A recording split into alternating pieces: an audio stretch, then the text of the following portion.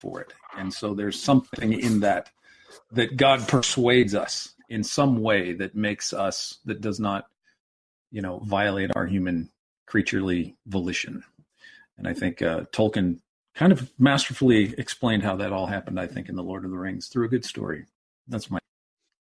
And let me add one thing. I think there might be a distinction made between what's called free choice and free will. As a compatibilist, which again, I don't think there's any really one perfect position when it comes to determinism and indeterminism. No, it's a hard question. It's a very hard question, and compatibilism is like saying things that serve evils kind of thing. Because I don't believe in libertarian free will. I don't believe that we have free will, meaning that there are no external forces that influence. But I do believe we have will. But I know we have free choices, and there's a difference. Free choice is the ability to make a decision. Right? Let's say I decide to have wings on my back, as Skylar would say. I have the free will to do it. I don't have the action ability. And I think there's a distinction between the concept of making a free choice and enacting that free choice into free will. And I don't think that we have any. Whenever you do anything, there's always a reason behind it that's internal. And those internal things are still influenced somehow, some external factors. The way they look at it is if you would rewind the tape and maybe make a decision and you say, okay, I have a choice between A and B, and I go back in time, given the exact same conditions, the incompatibilist would say, well, it's random. The person could make A to B, but the determinist would say, no, the person who determined B has done B will always do B given the exact same conditions, which is indicative to me that there are external forces that make our decisions in some way for us, right? So I think all in all, free will is more illusionary, but this my take on that. I think there's a made between having the choice to do something and having the free will to actually enact that free choice. And I think it's interesting. Go ahead. I'll stop. No, go ahead. Does that make sense to you, Daniel?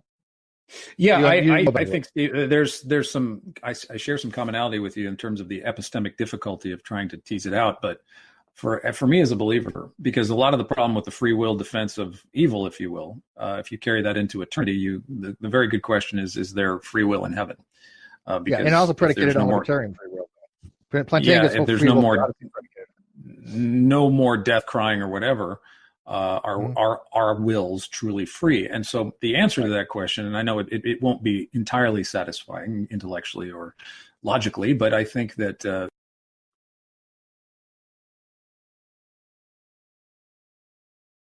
did we lose him?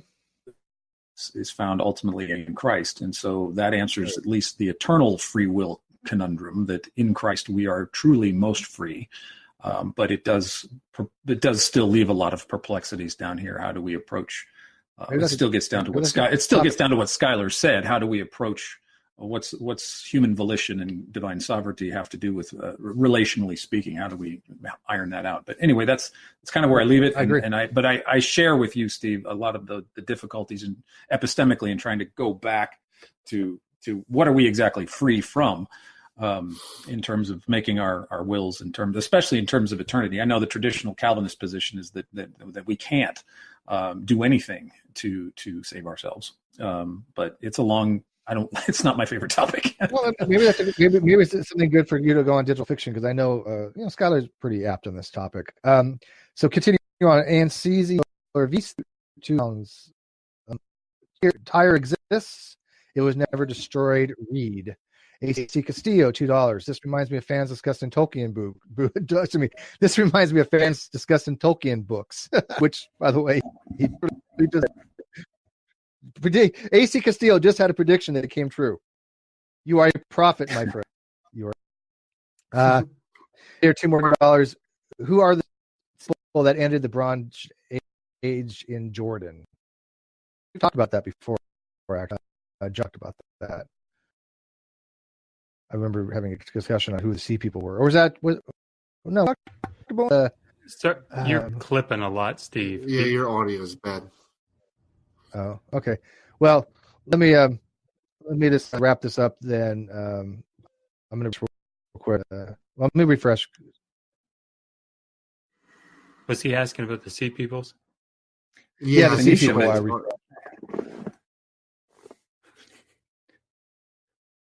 Wasn't Phoenicia etymologically derivative of the color purple, Dr. B? I mean, it's certainly the, what is it, the Murex shell? Yes. Yeah. There's a shell they crush and get purple out of it. Yeah. Yeah. Yeah, I remember the story, but I don't remember they had discussed it one time on Non-Sequitur.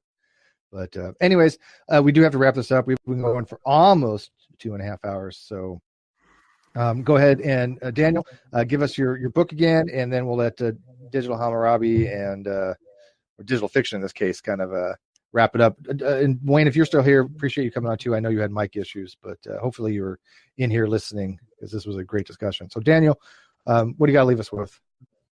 I'm on Twitter right now. The only social, we are working on building a website, but on Twitter, it is the Story of the Cosmos with story_Cosmos that you can look up. And I am actively engaged in civil discussions with people, anybody that wants to talk about the book. I got on it just to promote the book. And I'm very excited. It's my first publication. I worked with a lot of really smart people. I'm the least qualified of the staff, but I'm one of the co-editors and co-contributors of the Story of the Cosmos, coming out on the day that Apollo 11 launched 50 years ago. Our book is coming out on the anniversary of the Apollo 11 moon launch and landing. So that's kind of nice. It'll be out July 16th of next year, or this year. It is this year now. So yeah, the Story of the Cosmos. Okay, and Digital Fiction. I'll go first, Skylar, so you can land hard. Yeah, I meant that in a good way. Yeah, because Skylar, you're giving us Scotty, you're giving us your sign off tonight. So when you give us your trademark sign off, Dave will end the feed. Go ahead. Is this about bags? No, well, I just want to sign off. I thought you really. I really appreciated the discussion here with Daniel, Edwin, until we lost Wayne. It was really nice hearing from him. Yeah, and Skylar's going to talk at length, I guess, more about Digital Fiction. But as far as our own channels, Skylar just hit 4,000 subs on his channel, which is fantastic. We are at 4,974 at Digital Hammurabi. So if you want to be number 5,000, get in while you can. And I would be remiss if I didn't talk about really quickly our scholarship program that we're running, PhD scholarship program. Megan, I think, will be very happy that I say this. We have, I think, now 9 applicants, and it looks like we may have raised enough money to give 3 $2,000 scholarships for a summer research program for PhD students. Awesome. So it's blowing up. So thank you all very much. Please go to digitalhammurabi.com. All the information is there for our Facebook and Twitter and YouTube and all that stuff, and all the ways that you can contribute to the scholarship program. 100% of what you give goes to a PhD student. So awesome. Well, I just want to say it was amazing to be here tonight. Of course, I run the Skylar Fiction Show. And if you like stuff like this, if you like to hear me debate and have conversations with Christians, you would love my channel. I've had recently I had Mike Winger on my channel. I talked to Slimy Vocab Malone recently.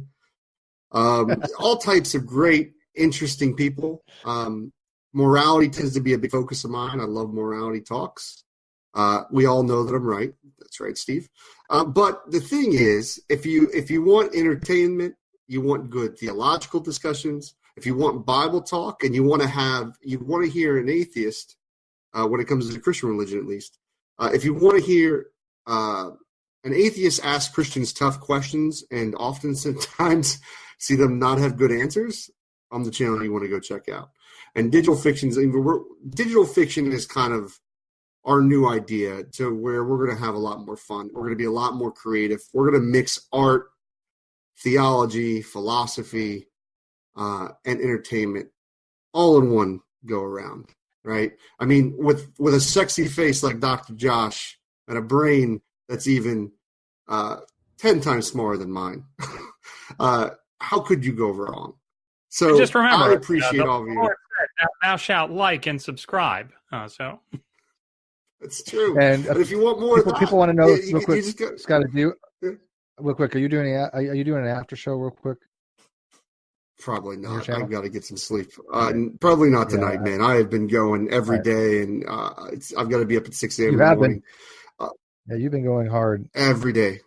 It's been going good, man. We're growing, man. I'll tell you what, like we had 150 people watching the last 2 nights. We had 200 people watching the night before live. So it's been like we've been getting incredible crowds for only having 4,000 subs. I want to make that difference. We need to get more people subscribed. I always tell people on my channel the way we're going to keep getting better guests, higher names, is you guys got to watch. You got to share. We got to get my name out there and Dr. Josh from Digital Hammurabi's name out there. Because listen, we can be fun. We can have good debates. And the most important thing is I always say, and I'll cut out in just a minute with my catchphrase here, is the idea that like if you want this world to be a better place, right, and you want to change things for the better, you've got to have good arguments. You've got to know if you think that religion is a dangerous thing, as I do. I think Christianity does things to people's minds and leads them down bad directions. Not in all cases. Let me be fair. Like there are certain moderate Christian beliefs that can be very mellow.